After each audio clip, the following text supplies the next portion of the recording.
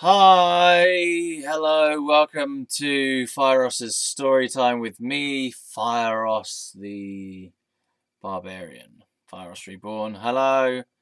God, I can't pretend to be happy. I don't feel happy right now. It's weird because yesterday I was really quite happy, talking about my new book being out and stuff, and today I just, I don't know, man. I think it could be the weather. To be fair, it's been really wet all day today, raining all day, and I've just been mainly inside, lying in bed, just lounging around. Did a little bit of artwork, did some reading. It just feels like a bit of a nothing day, but it's weird because I also don't feel like I'm actively doing nothing on purpose, if that makes sense. You know, sometimes I will plan out to say, right, I'm going to do nothing and I'm going to rest and I'm going to watch TV and stuff. And I like doing that because that feels purposeful. It's like, I know that I need to do that. But today, it just feels like I've been doing nothing, but it's almost like I'm not doing it on purpose, so it doesn't feel like it counts. It's weird. Yeah. Anyway, we're going to do a Fieros story time because I feel like it's going to help me sleep, to get stuff off my chest continuously until the damn thing is done. What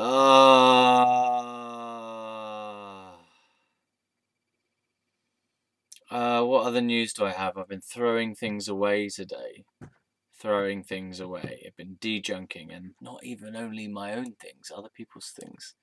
See, my dad and my brother don't live in this house anymore, okay?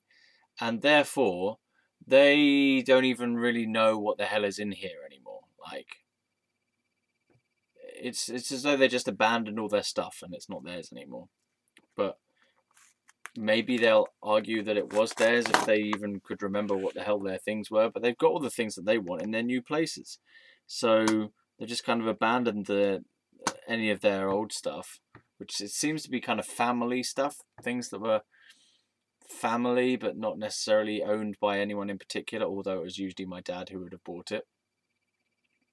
But they're kind of like under common family ownership. DVDs, I'm talking about DVDs, CDs, stuff like that, which were family type of things, even though it would have been my dad, as I say, bought it. But yeah, so I've got rid of a load of DVDs and just a load of old junk and old electrical appliances that are no longer in use and haven't been in use for years. And I just started chucking stuff away. I'm starting chucking books away. Like, my dad hasn't lived in this house for like 5 years, and he hasn't bothered to come and clear out any of his junk. So I'm going to clear it out for him, basically. And fuck it. He probably won't even notice that some of it's gone. I've taken some of those books down the into the bin already. You wouldn't notice. It still looks like there's loads there.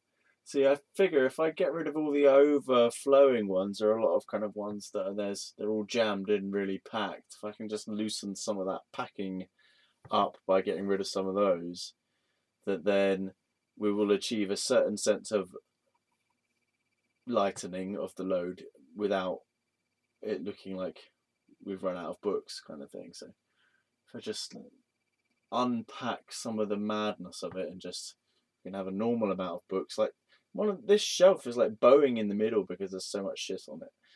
There's a shelf up there you can't see. Yeah. Anyway, I need to. Hold on. Look, I've been doing some clearing out. I think my mum's done some clearing out too. Now I don't know if you remember looking in this area, but that was way more junkified than it is right now. That's, to me, that's still pretty junky. Like, there's a lot of junk in there.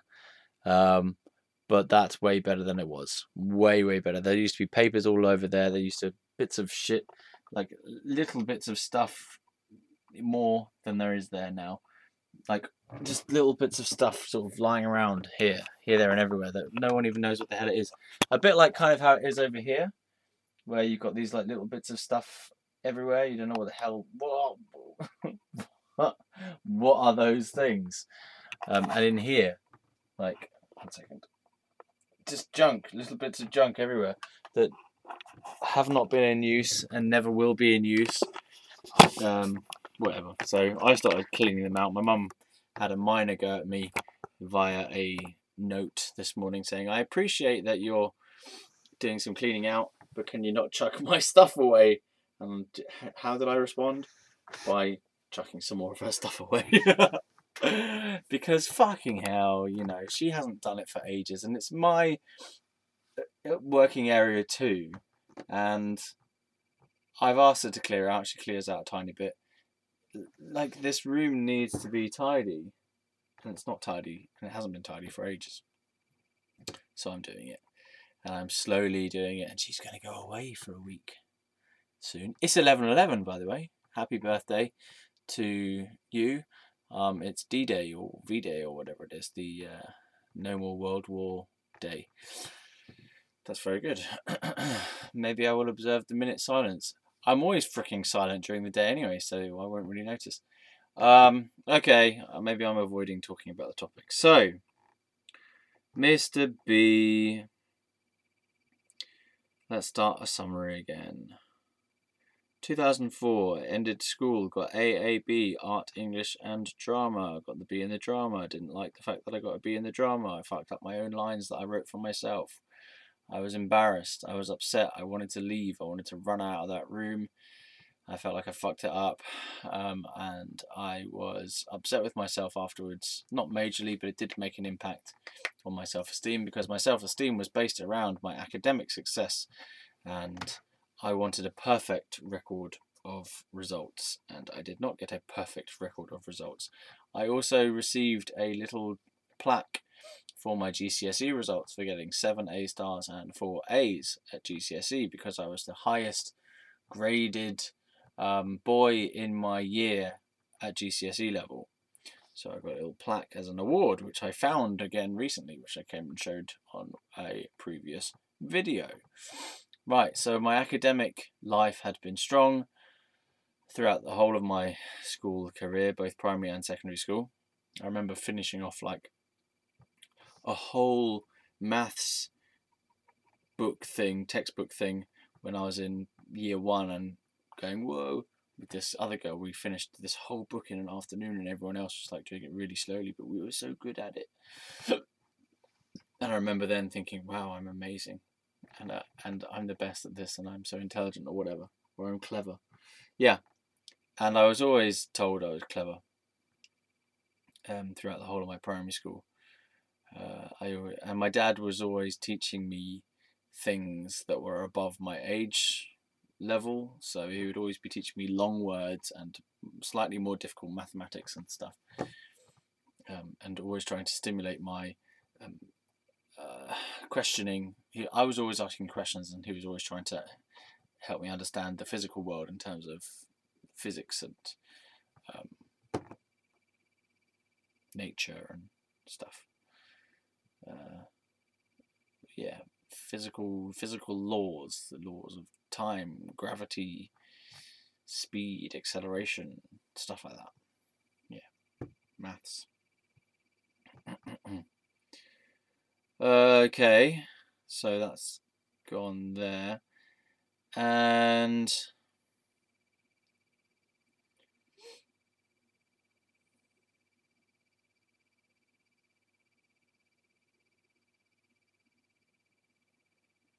then, alright, so I got my AAB in A levels, and I was kind of like, oh no. It's weird how much that affected me, but it didn't affect me at the time as much as it affected me longer term, if that makes sense. So it's almost like I held it against myself somehow. Like, I got this lower mark than I wanted, and I held that against myself somehow, like, you should have got a better mark, and especially because of drama, because you're supposed to be good at drama and you didn't get it in drama, and I held it against the subject drama, like the examiner was wrong or something, or I don't know, just it affected me in a way that it's hard to explain. It's a very subtle level of how it affected me. It got into my head. It was like a little sort of piece of suffering in my head that was like, it was because I wanted to be perfect, and I wasn't perfect. And I had previously been perfect in the academic realm, to my mind. And then I wasn't perfect.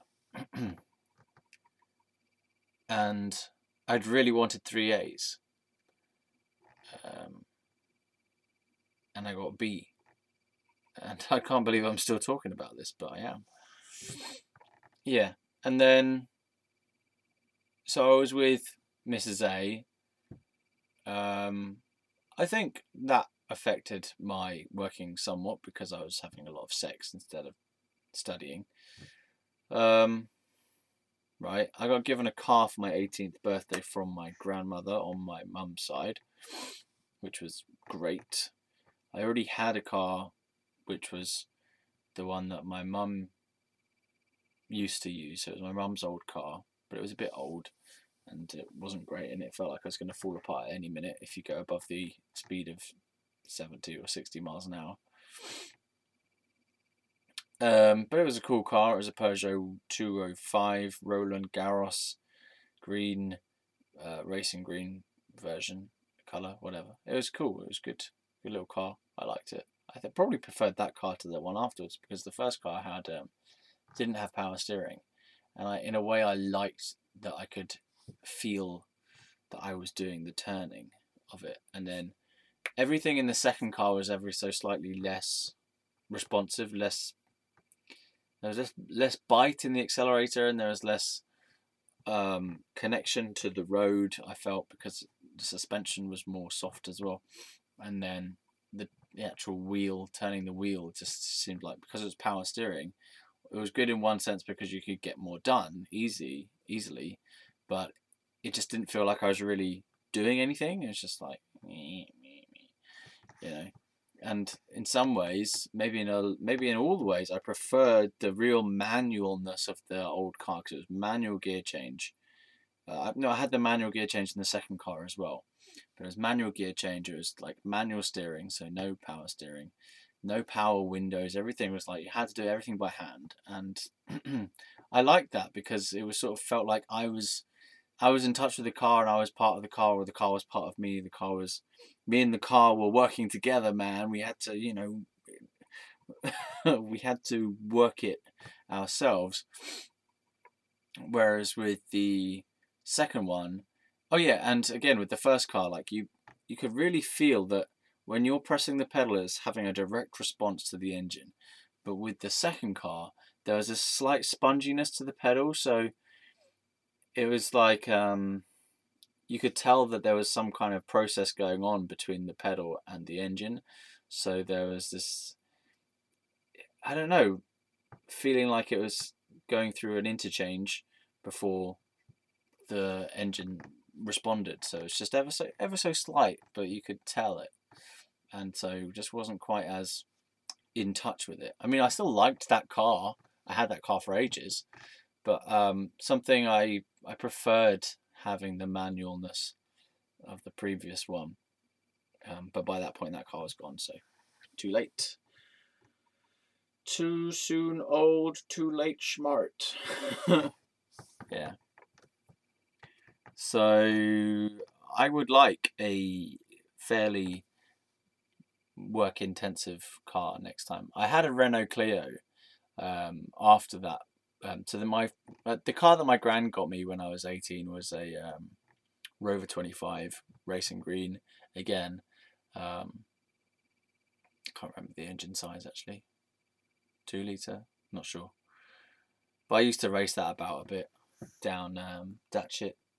There's this long road that you could go down at night, and it's pretty much deserted, so we went and burned that down there. I used to nick my mum's car as well. So my mum had an MG for a while. It was like the MG Rover 25 type of thing, so similar to mine, but MG, the sporty Rovers basically.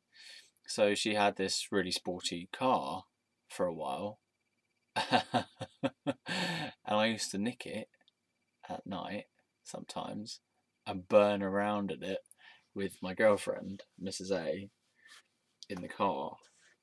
And it was naughty because I shouldn't have been doing it because it was nicking it, and it was illegal and didn't want to get caught and stuff. But it was just so fun. It had to be done. I had to do it. I forgot about that. I totally forgot. I used to nick my mum's car and burn it up and down because it was really fast. Then you have to put in a bit of petrol so that she wouldn't notice. But yeah, that was good because it was a nippy little car. Just oh, I was a naughty little boy. But that was good. I think I got given a hand job. She gave me a hand job, not my mum, my girlfriend. My girlfriend gave me a hand job while I was driving that car. That was nice. So good. Yeah, so we spent a lot of time in the car. Her and I.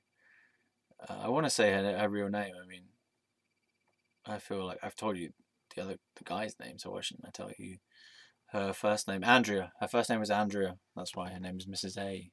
Now, is it? Okay, so her name was Andrea. I'm not going to tell you her second name, but her name was Andrea. And I still have fond feelings towards her. I still am fond towards those times in my life. Yeah, so we spent a lot of the time in the car because I would go and pick her up from hers and come back to mine and then drop her off back in the late evening at night and then drive home to mine. Or I would go over to hers in the car and just stay at hers for a bit and then go home in the evening. So yeah, that was good. We spent a lot of time in the car though because we would what would we do? I don't know. Sometimes we'd just go for a drive. We'd sit in the car and chat as well. If we didn't want to be in either person's house, we'd just sit in the car and chat, or we'd go somewhere in the car. Good times in cars with relationships generally. It's always been good to be in a car in a relationship. You can go anywhere and you can just park up and sit and chat and have sex even. I'm pretty sure we used to have sex in the car occasionally, but we used to have more of our sex in home situations. Yeah. I haven't had sex in a car for a long time, over a year now. That's bad. That's not bad because I don't really want to have sex with anyone at the moment, apart from maybe one person. Yeah, what am I talking about? Okay, so we had this discussion one time about uni because she was going to uni, and I wasn't going to go to uni.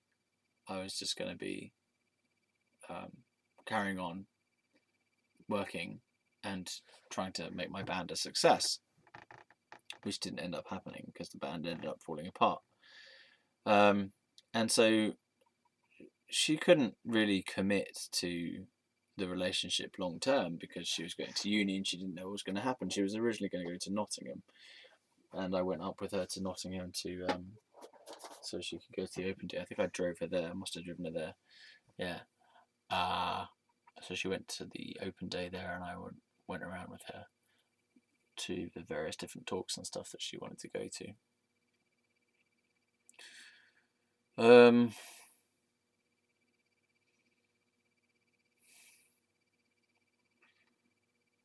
Yeah, and then so we had this conversation. It might have even been on the night of that coming home to drop her off. It might have been on that same day when we came back from Nottingham. We had this discussion about what was going to happen after, like when uni kicked in, after school was done and uni kicked in properly, and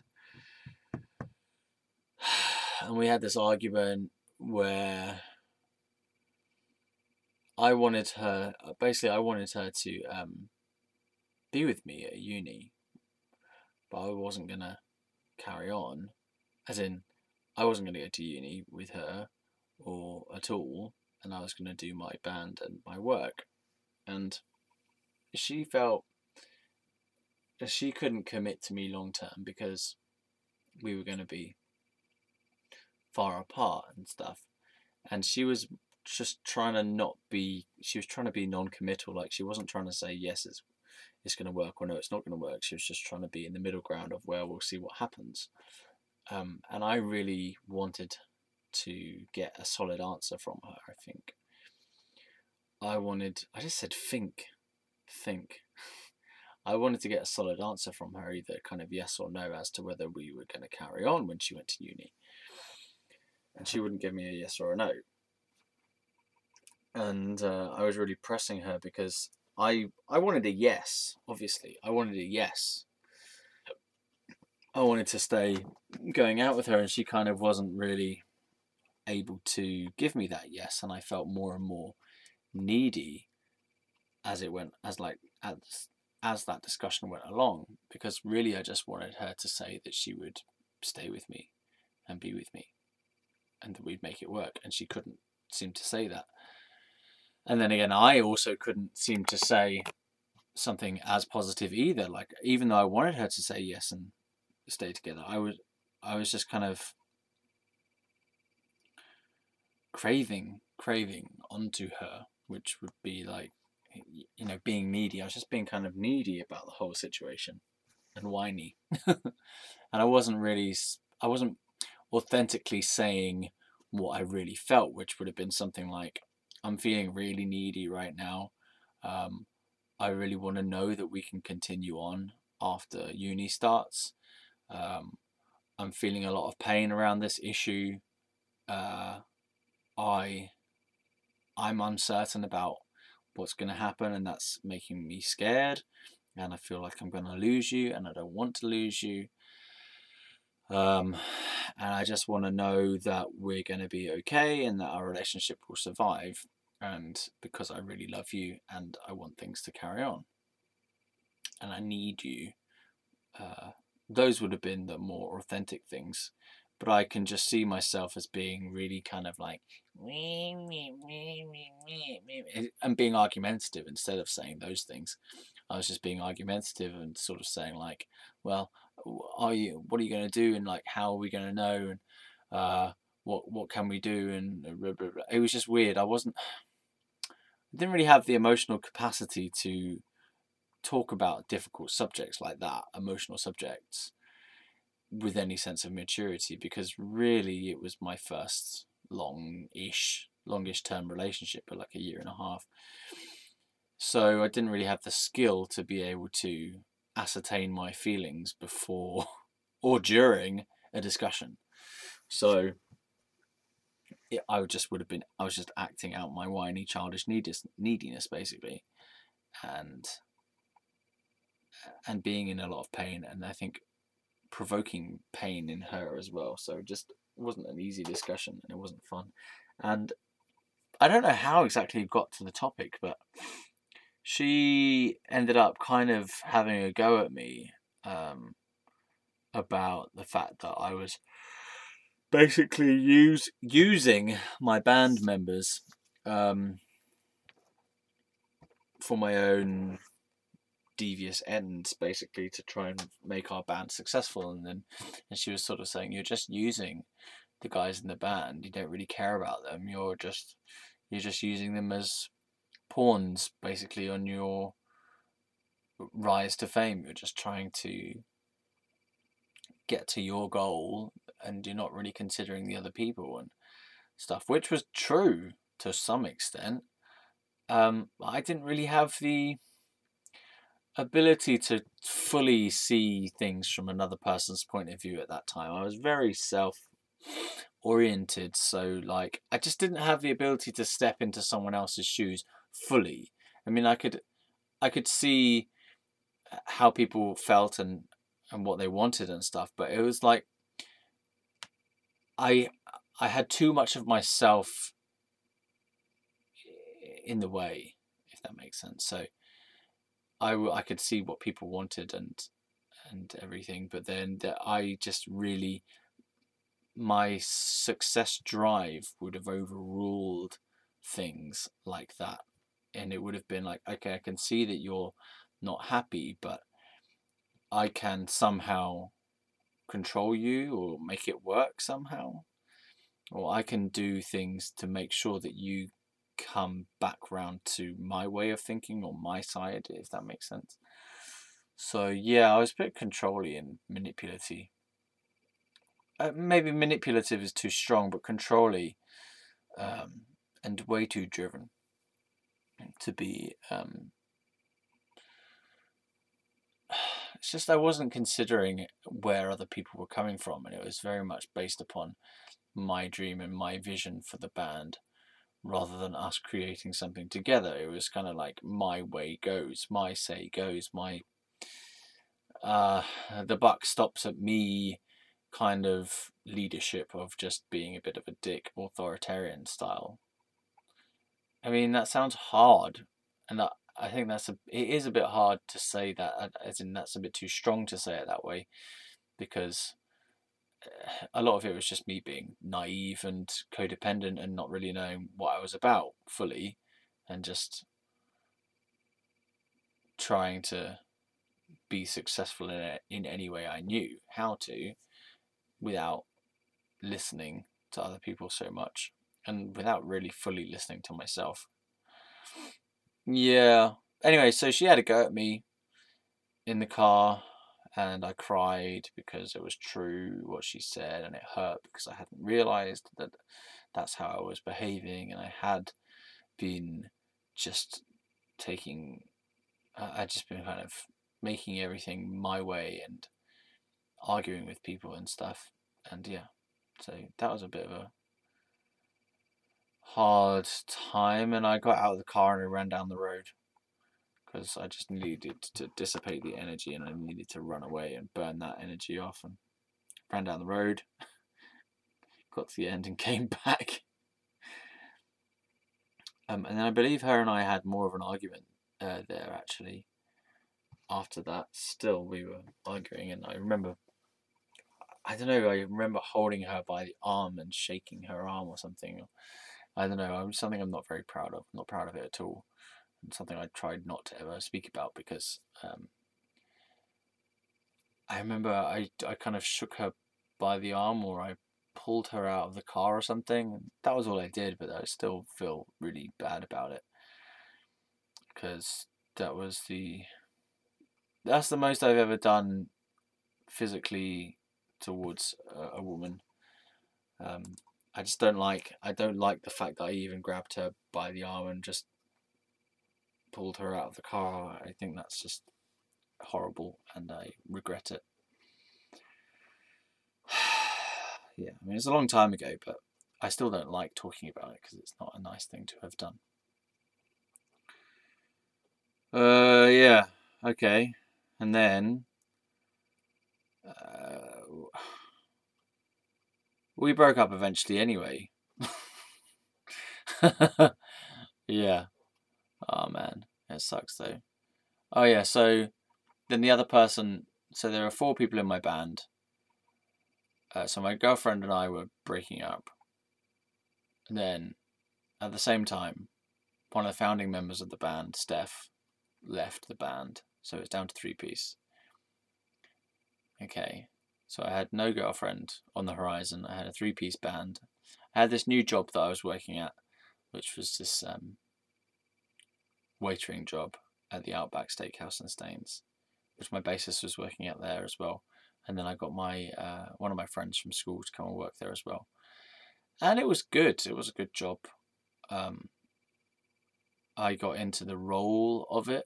I was very into the role of it, and to the point where I felt like I wanted to give something, contribute to the ethos of the store somehow, the ethos of the restaurant. I wanted to try and give some points in the meeting, and I remember having all these points written down, these ideas that I wanted to share in the staff meeting about all these ideas I'd had about how to improve such and such. And like one of the ideas was about when you put on your waiter's uniform in the beginning, you should feel like you're putting on a costume for like a role in a play, and you're going to play that role and play it really well or something. That was one of my ideas. And then and then it got to the actual meeting, and I had all those ideas, and I told the managers that I had these ideas. And then it got to the meeting, and the 2 managers were there behind the bar delivering the meeting, the front of house manager and the kitchen manager. and all of us were sat along the bar, and I just bottled it. And they, like, one of the managers, because I'd said to them, I've got all these ideas. He, like, looked at me and was like, does anyone have anything to add? And he looked at me and I just went, oh, no. I bottled it. I totally fucking bottled it. Like, why did I bottle it? I don't know. But at that time in my life, I went through these phases of being, like, uber confident and then uber shy. So I was uber confident when I would go and do stand-up comedy. And I would always, like, put my hand up and be the stupid guy who volunteers for anything in a training environment, for example. I was always like, yeah, I'll do it. Because I was always like, no one else seems to be putting their hand up. I'll do it. I was that idiot. The outgoing idiot with too much enthusiasm for everything. I'll do it. And nowadays I'm like, I'm not doing it. No, I'm not doing it. I'm not doing it. Let some other idiot put their hand up first. Like, I don't like being in the spotlight at the moment. Yeah, but so at that time in my life, I was like, yeah, I'll do it. But then when it came to things like that meeting there at the Outback, and then later on at the university when I did this meeting to try and bring about recycling facilities for the university, I was shy and I just didn't feel strong. Maybe it was about the authority. I didn't feel like I could present ideas assertively to authority, and I was worried of being laughed at or judged or whatever, or rejected. I suppose rejected. My ideas to be rejected. Me to be rejected. Yeah. Okay. So Charlie, Mr. B, found me attractive when I got my hair cut, because I got my hair cut because I decided to move on from Andrea because she wasn't coming back, and I decided to have a cut-off point of New Year's Day 2005 by getting my hair cut to show that I was going to move on. I did that. I can't actually remember getting my hair cut, but I know that it happened because I remember having long hair and then I remember having short hair. I feel like I want to say some things about working in that kitchen now. Oh God. If you've ever worked in a kitchen, you may well know that wiping knives and forks, polishing knives and forks is a task that you have to do, and it is ridiculously long-winded and it's annoying. So we had to polish knives and forks for a certain period of every fucking shift. Oh, or just clean them with your little napkin thing. Oh man, that sucked. Someone who used to work there, I recently found out, has died recently of cancer. Who I used to work with. She was a grill chef, I think. Some kind of chef. Maybe she was on cold side. I don't know. Yeah, so, but she's recently died of cancer. I found that out a couple of months ago, which is a shame. I hadn't seen her in many years, but I bumped into someone who I used to work with there.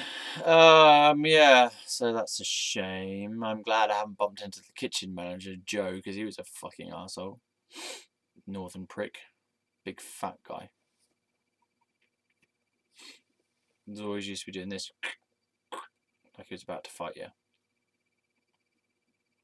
And Milosh, the fucking grill chef, definitely was a grill chef. He was an arsehole. He always used to say, "Stop singing!" And I was like, what do you mean stop singing? Stop singing! Apparently I'd been singing and not been aware of it. I was a singer, man. I was always singing, humming to myself. Stop singing! He used to say it. But I hadn't noticed that I was singing. I was obviously unaware of my own self in my humming nature. So that was the universe telling me, wake up. Become aware of your own behaviour. Become aware of yourself. Yeah. Okay, so Charlie tried to get on top of me, quite literally. By the way, that phrase, quite literally, is something I picked up from Andrea. She used to say it all the time, quite literally. It was her one of her little joke phrases she used to stick on everything. Quite literally. I'm quite glad I didn't pick up any of Charlie's phrases. I'm not sure if he had any phrases, to be fair. Okay, I am still here, kind of. Alright, so he was trying to get on with me. He was trying to convert me. There was another queer gay bloke called Jermaine. Those two were friends. There was another gay guy who was there when I went for the interview, but then he kind of disappeared. I don't know if he'd been fired or if he just changed jobs or what, or went to a different store. I don't know, but he wasn't there. I think his name was Alex, but I'm not sure. So there were two gay guys. There were three when I first joined, but there were two main ones, which were Charlie and Jermaine. And Jermaine was Uber Camp as well as Charlie, who was Uber Camp, and they were a kind of little duo, the gay duo together, but they weren't going out. They didn't fancy each other. But Jermaine was good fun. Jermaine was slightly older. Charlie was young. So Charlie was like, I feel like he maybe even was 16, but I don't think he was 16. I think he was 17 when we met. And I was 19. Yeah. And so Jermaine and him were friends, but they didn't seem to be attracted to each other. They weren't going out or anything. But Jermaine was older, so I think Jermaine was like 23 or something. And he had a certain, slightly more mature approach. Yeah, but he was Uber Camp still. What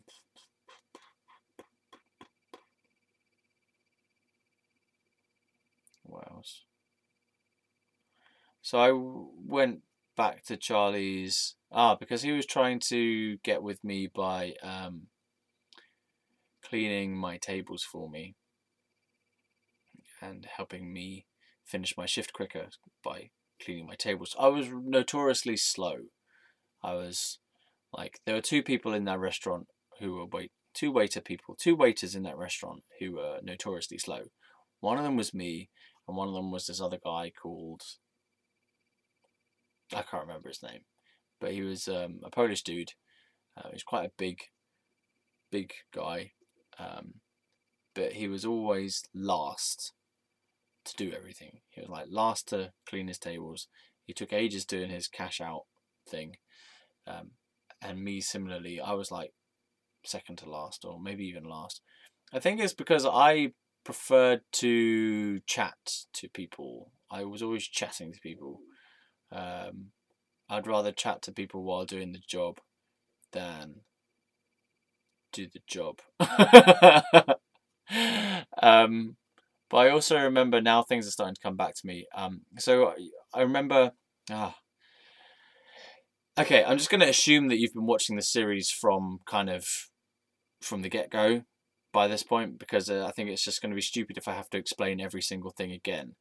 So if you've come to this video, and this is the first Fieros Storytime video that you've ever seen, and you don't know what the hell I'm talking about, then go back and like start from the beginning, because it doesn't make any sense if you just pop in now.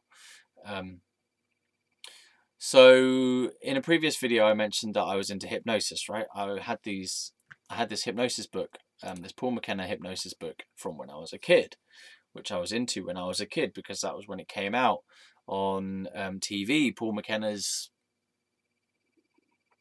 fucking world of hypnosis, the hypnotic world of Paul McKenna, the hypnotic world of Paul McKenna came out on TV around 1990 something, right? And so I watched it and I thought it was funny because he was making people cluck like chickens or pretend they're Elvis or something, whatever. It was a funny stage hypnotism show, and I was fascinated by the things that he was saying to the person in order to make them go to sleep. Even though you never saw what he was actually saying, saw what he was doing or heard what he was saying, you just kind of saw him talk to them, but you didn't know what he was saying or how he'd done the induction. You didn't see him do the induction, the hypnotic induction, right? I'm so tired.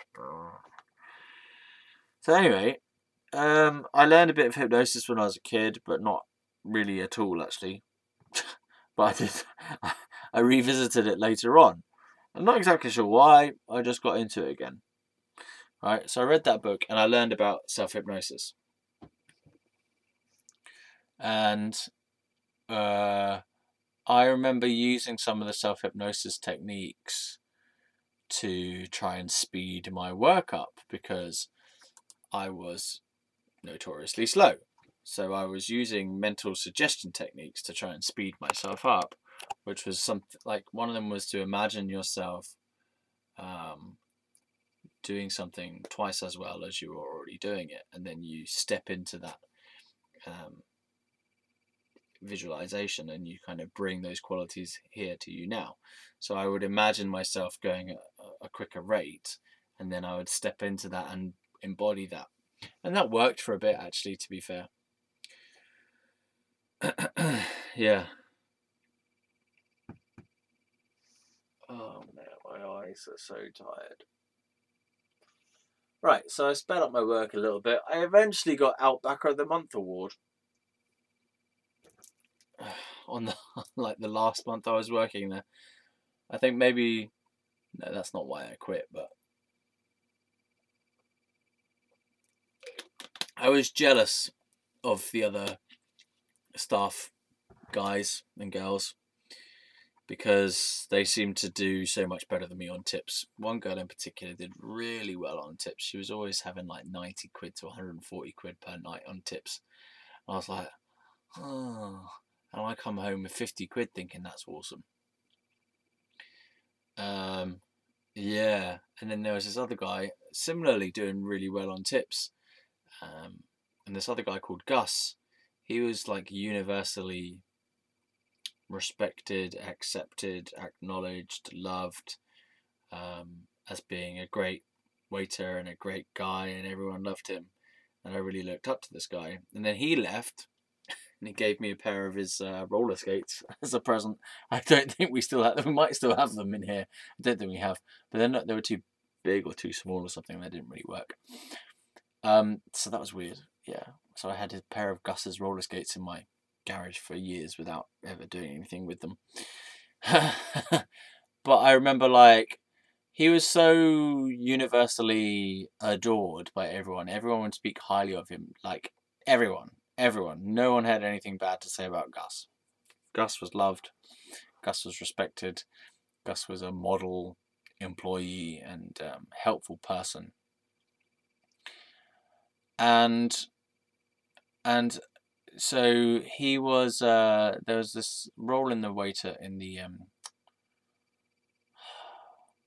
restaurant called key waiter, and if you're the key waiter, then you don't have tables as such, or you might have a small section, but you're a person who is kind of there, almost like a supervisor, to help all the other waiters when they have difficulties. So you're like below the level of manager.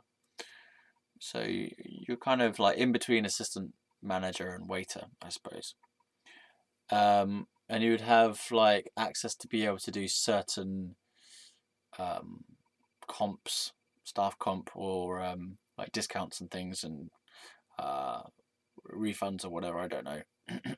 Tricky, difficult things that only management type level person could do, but they didn't have the full range of management capabilities. So there was someone who was on hand, who was not running a normal waiter shift or a very limited waiter shift, who was there to be a go-to person for various extra responsibilities that normal waiters were not allowed to have. Key waiter, right? So Gus was a key waiter on a couple of times, and I remember, like, actually I found him a bit annoying because he was kind of over helpful. He was like, do you need this, do you need that, what can I do to help, blah, blah, blah. And I was just like, dude, I'm fine, I'm good, leave me alone.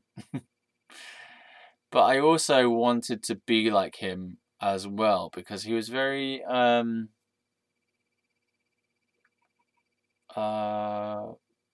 suppose magnanimous would be a good word. He had this kind of affable way about him that he was accepting of others, and he was don't know how you spell it, magnanimous. Generous or forgiving, especially towards a rival or less powerful person. Virtue of being great of mind and heart that encompasses usually a refusal to be petty. Yeah, that kind of sounds like it. Magnanimity is the virtue of being great of mind and heart. It encompasses usually a refusal to be petty, a willingness to face danger, and actions for noble purposes. Its antithesis is pusillanimity, pusillanimity, pusillanimity, magnanimity. Oh fuck this! Magnanimity. Oh fuck it. He was that. He was kind, generous of spirit and of heart, good at his job, knew everything, welcomed other people, accepted other people, cared about other people, was there for other people, couldn't seem to do anything wrong, and I wanted to be like him, and I just saw it as the one word, helpful. I wanted to be helpful, really, really helpful, but I didn't really manage it anyway. But that was some sort of, I had this idea like, oh, I want to be more like Gus, and then I did for a little bit, and then I went to uni instead. So the process of me coming to the decision to go to uni in the first place was because the band was falling apart even worse than it had already started to fall apart. So the first person left because she wanted to do other things, and to the point that I just found these two little balls. Maybe I'm trying to avoid things again with things. Yeah. Anyway, she'd fucked off because she wanted to do other things, which was gutting again, because she was my best friend from primary school, who I'd known for years, and I'd been in the band with her for a few years, and I'd fancied her also for many years, and she was leaving me, and that sucked, and my ex-girlfriend had left me as well, blah, blah, blah. Right. And then my drummer couldn't carry on doing practices and gigs because he was doing his A-levels and he needed the time to study, and he couldn't commit the time to rehearse and practice and gig. Rehearse is practice. Practice. Gig. Yeah, he couldn't commit to the band anymore. Just didn't have the time to do it, and he needed the time to do his studies. Fine. Prepare for exams. Fine.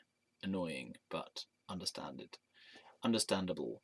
So my bassist and I went to find other drummers behind our current drummer's back, and we auditioned at least one, maybe two people at the studio in West Drayton called Ram Studios, which I mentioned last video, and but no one fitted with our style, and we were just at a loss, and it had taken a significant amount of energy to organise that rehearsal day, that audition day anyway, and my bassist's fingers, he went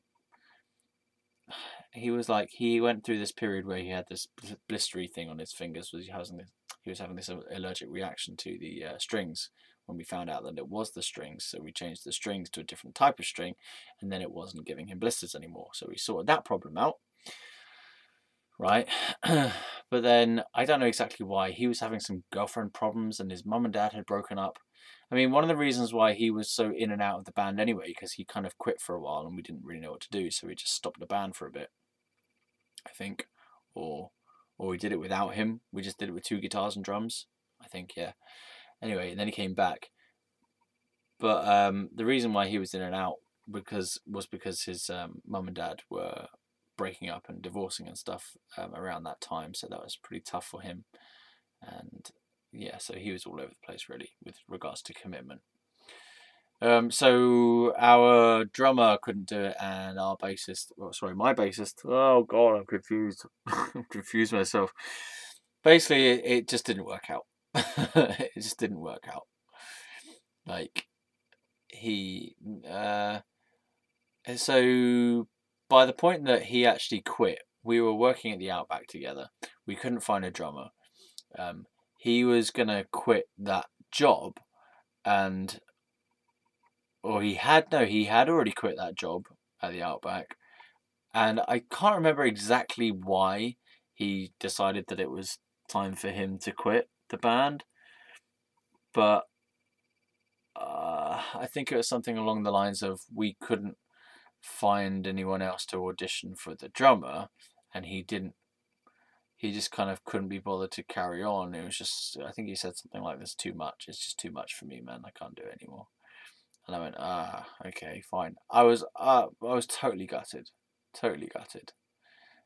with that one, and I actually felt something that time. I mean, I felt something with Andrea going, I felt something with Steph going, but I felt something worse with Jim going, because maybe it's because more and more things were adding up. I mean, I felt it was really hard to audition drummers to replace Chris, which was my drummer, because I felt bad about the fact that we were going behind his back. We hadn't told him, and I had a real difficulty kind of doing that in the first place, but it had to be done, because if we were going to continue to be in a band and he wasn't able to pull his weight, then we had to do it. But I felt like I was going behind his back, because I hadn't told him. Yet I knew that I had to do it anyway, so I felt kind of conflicted about that, because I felt that it was a hurtful thing to do to him to not have told him. But I did tell him afterwards that that's what we had been doing. I feel like I was kind of angry at him as well, because basically I was trying to get commitment out of people a lot in that time of my life. Like, I wanted commitment from Andrea, and she couldn't give me commitment. I wanted commitment from Steph. She couldn't give me commitment to the band. I mean, I wanted commitment from Chris, the drummer, but he couldn't give me commitment eventually, because he was at school. I remember having phone conversations with him, and I kept asking him, what happens if we get successful and we go on tour? And he would say a non-committal thing like, "Oh, we'll cross that bridge when we come to it." And I was thinking, look, I just want someone to say, and I want you to say, "Yes, I'm down for it. I'm up for it. We'll do it. Let's do it. I want to do it." But people had their own lives planned out. Like Chris wanted to be a pilot, I think at that time, or study aeronautical engineering or something, in which he ended up going to study at university. He studied aeronautical engineering, I think, or aerospace engineering, something to do with planes and engineering. God damn it! And I had some commitment from Jim, the bassist, but on and off. I mean, he wanted to be a musician. He said that he was an entertainer at heart and that he wanted to do it. But he didn't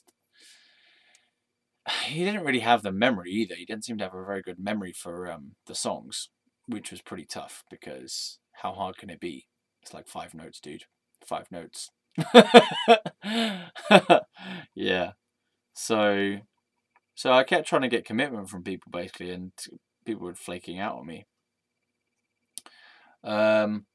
And yeah, so when he quit, or it just fell apart finally, so by that point we had been, we'd won one Battle of the Bands competition, or 2 Battle of the Bands competitions actually, I think. We definitely won one of them, and we won a prize, which was to record, it was like a day's recording, pardon me, or £600 worth or so, I can't remember. A day's recording at a local recording studio was the prize, and we got that, and we recorded 2 songs. We made a demo. The songs were Why and Made for Morning. I'm just seeing if we've got that. No, we don't have that demo. I've got it in the other room. Yeah, so we made this demo of 2 tracks, full band. Was a really good experience. Sounds okay. Sounds pretty good actually, considering we were like 17 or something, or 18, 17 at that time, probably 16, 17, I don't know. So we got that.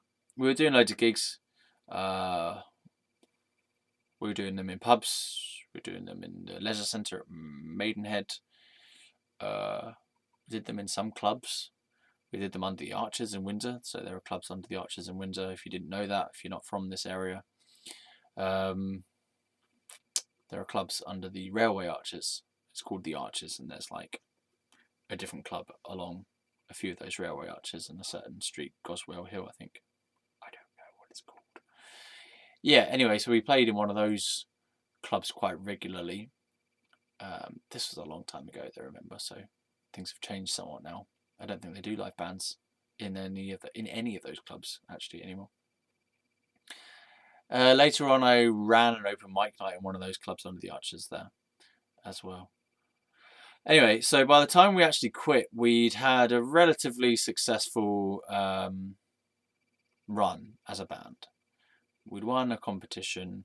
We'd done some decent gigs. We had a fairly big following, but the following was starting to dwindle a little bit because people were mainly from schools and of our age. So when people started to leave school and go to different places and their lives were moving on, that they drifted away from our band as well, because it was all kind of like based around people we knew from our school and people that they knew from different schools and different colleges.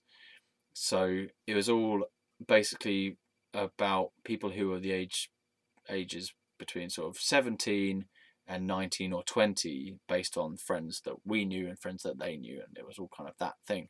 So when we left school and other people left school, then it started to go downwards in terms of audience numbers. We did a gig at there's a venue called the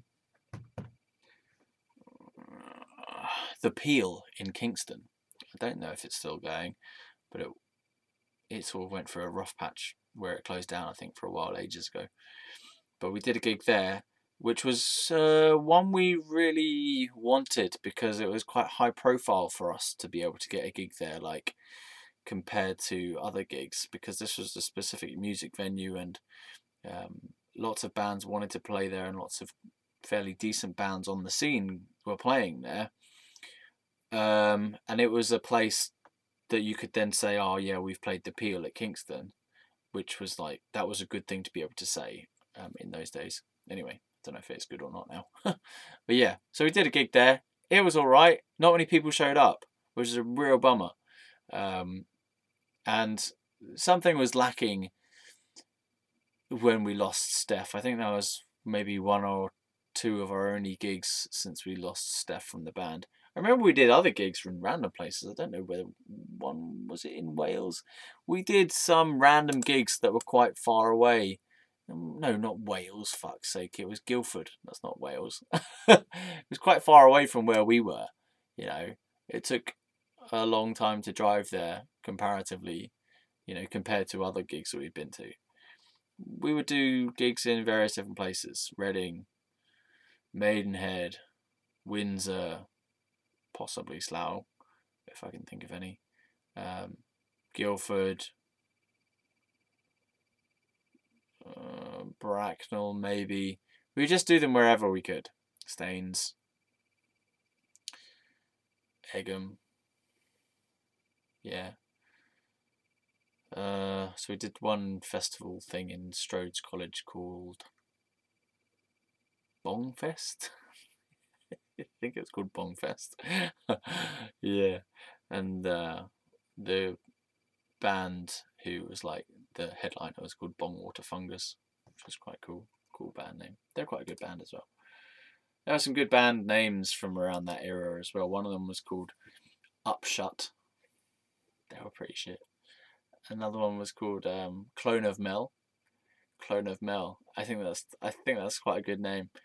Then we had Us Silent Dawn, which I think is the lamest, most loserish name of all of them.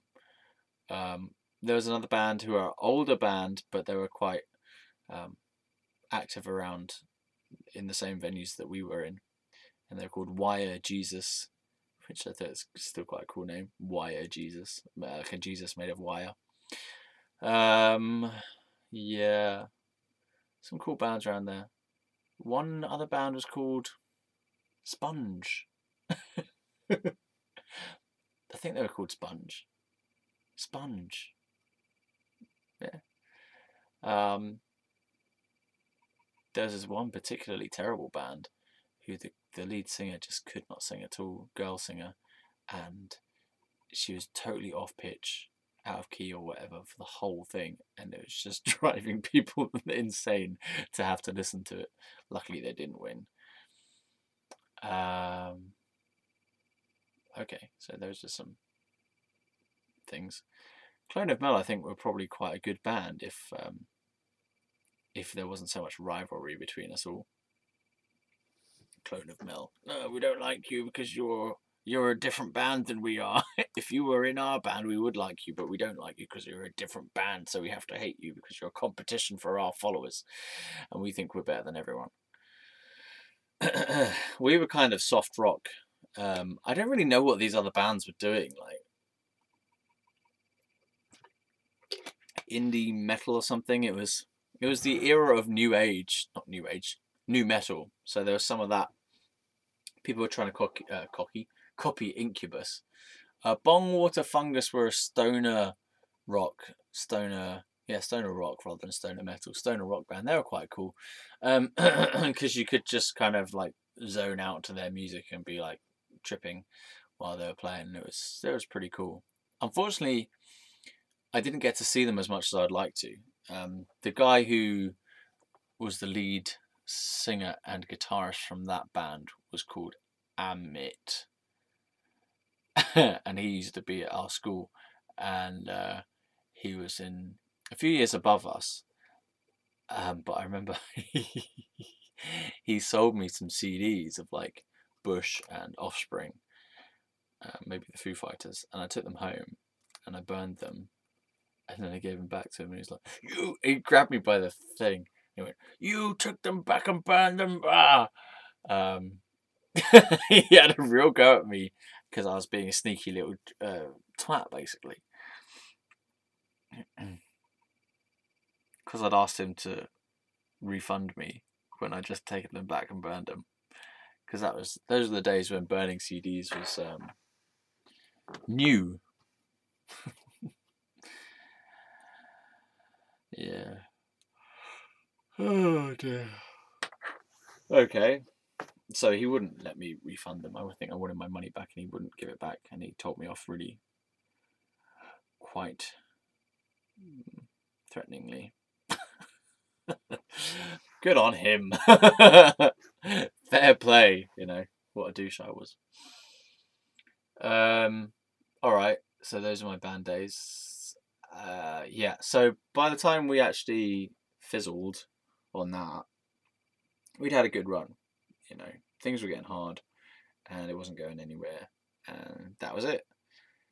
Yeah, we had a really good run. We had some great times rehearsing and gigging. Yeah, I think it was probably time that it should. I'm glad it ended, but there basically. But I wasn't glad at the time, but I'm glad that it did, because I think that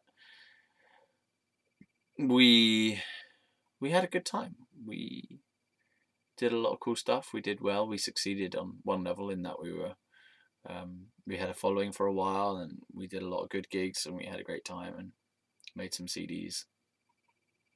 It was good.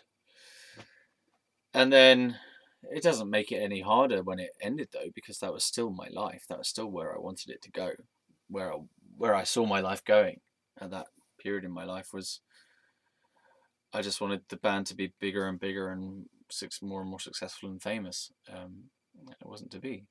Not with that band, anyway. Yeah, there's still time. Still time.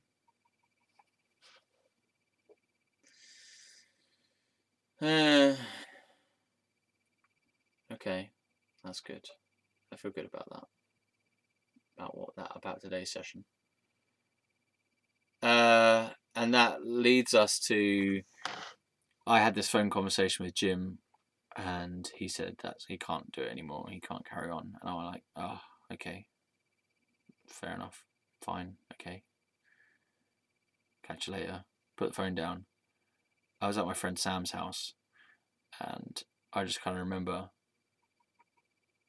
I had this kind of moment of no thought, actually, and just this kind of sort of like a reality moment, like reality rushed in somehow. It's hard to say what that experience was really, but It's like everything stopped for a few moments, not for long, but I remember everything just kind of stopped, and I went,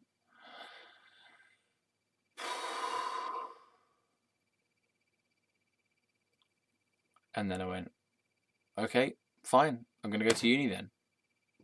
That's the only next plan that I could think of. Because people have been advising me to go to uni. One of my teachers at school had advised me. Everyone had always been advising me to go to uni, and I was like, nah, man, I'm going to do my band. I want to do my band. I want to do my band. I'm going to do my band. I'm going to do my band. I'm going to do my band. My band. And then my band stopped and didn't want to do me. Yeah. Nah. And then I was like, okay, I'm just going to do uni then, and I'll figure something else out. Because the uni idea had been growing in the background as a possible alternative, and then because I really didn't see myself continuing in the Outback restaurant forever, because I had noticed that my mind was not being stimulated by it anymore. It was good work, it was good fun, and I finally was doing well at it. Like initially I was terrible. I was really bad. I was slow, and I wasn't doing very well on tips, and I wasn't really doing my job properly. There were mistakes in my ticket writing quite often. People at the kitchen were complaining that I wasn't doing it right and stuff. And yeah, I just wasn't great at it to begin with. But by the end of it, I got the Outbacker of the Month award, which was cool. Yay, finally. And I was getting good tips consistently, and I was decent at my job. But I think they all thought I was a bit of a dumbass or an idiot or something, that I just couldn't kind of do it to begin with. I was ridiculously intelligent academically, but when it came to doing a sort of quick thinking and on the feet, on the fly style job, I was just really bad. Yeah, but I got into it, and I finally managed to get a sense of accomplishment from my job. But then this feeling started creeping in, like, I'm not using my mind, that my mind needed more. And I started reading more books. Like, I've read that book called Blink by Malcolm Gladwell, and I started like doing research on the internet about because my best friend Sam, at that time, he was my best friend. I don't know if he is anymore. He's probably not right now because we're not on talking terms. That's another story. But he was interested in architecture or going to uni to do drama, and he hadn't quite decided. But then he did decide to do architecture because his dad's an architect, his uncle's an architect, his brother's an architect, his whole family's an architectural family. So he decided to do architecture, and we were having discussions both about drama and about architecture because we'd both been in drama at school, and we were both quite intellectual. We both had strong minds. Sam didn't do very well at school because he just never applied himself, but he's actually a ridiculously intelligent human being who just decided for most part of school that he just didn't need to do it because he was above it all. And then he did quite well at his A-levels, but leading up to that he didn't do very well academically, but he did reasonably well for his A-levels. By his standards anyway, because I just don't think he really cared. He didn't really see the point of it. He didn't see why we had to do it, so he'd rather have fun and mess around than get good grades, which I think on the whole I would have liked more of that. Let's just mess around a bit because at least then I would have had a fucking life and I would have been slightly more cool than I was if I'd actually had more fun rather than try to just get good grades all the time. Yeah. But good grades came naturally to me as well, so it wasn't like I was really having to effort. I just found it easy to learn and study and get good grades.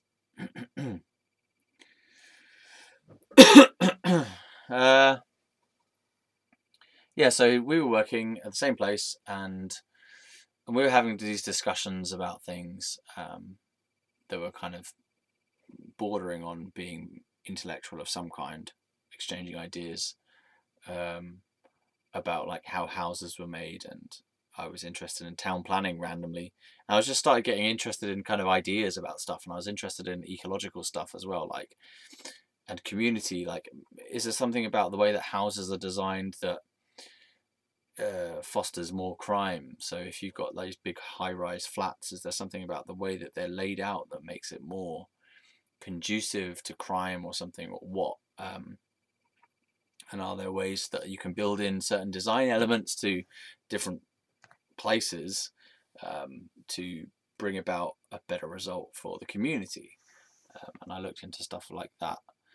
And I was also thinking about the trains as well, the way that the trains were laid out. What I found weird, that no one was talking to each other on trains, and I actually envisaged, strangely, I envisaged trains that are something like what we have now, which is where you've got chairs facing each other, but still no one talks, so that didn't work.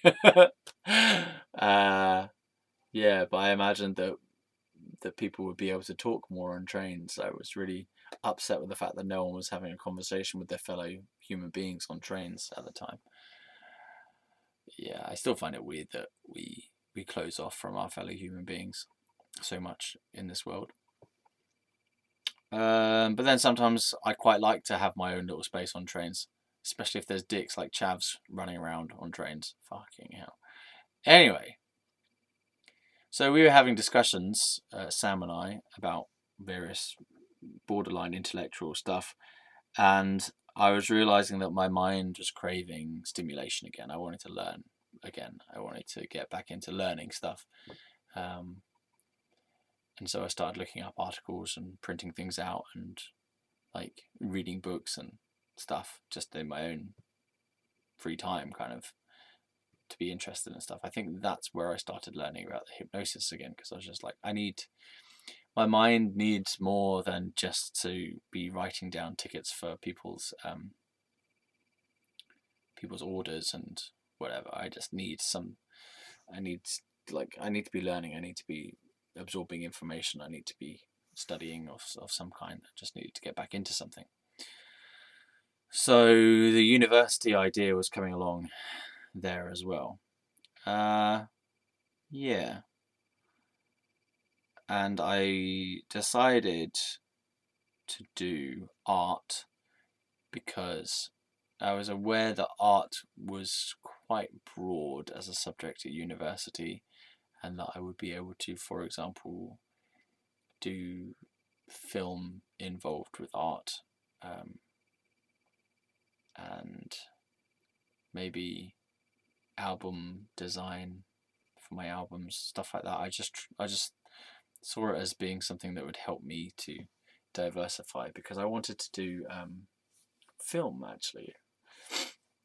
I had this list of goals in one of my diaries when I was a kid or teenager, which was things like I wanted to write a symphony, I wanted to go world tours on my band, I wanted to learn the saxophone. What else? I wanted to headline Reading Festival, which has not happened as of yet. Maybe I should create my own festival called Reading Festival and then headline it myself. And have it held in Wales instead of Reading, but still call it Reading Festival. Reading Festival, the Reading Festival, and now headline the Reading Festival by reading a book, one of my books. What other goals did I have? I can't remember. Those were important ones. Okay. Symphony, saxophone, world tours, Reading Festival, write a book maybe was one of them. Done that. Write and direct a play. Haven't quite done that one yet, that I'm aware of. Film, write and direct a film.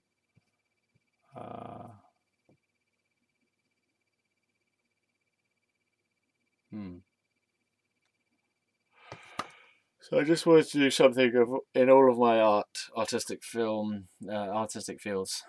Yeah.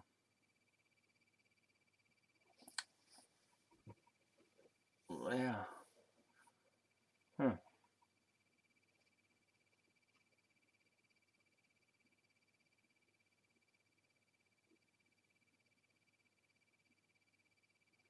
It's almost too much information to process. I think maybe that's why my life is gammed up. Still a bit gammy, because there's just so much make sense of. I do feel like that area of time is getting lighter overall, as in like remembering the fact of why I decided to go to uni is a new thing to remember. I'd forgotten about that. Yeah, I remembered something new again earlier on today, and I spoke a bit more about the band stuff as well.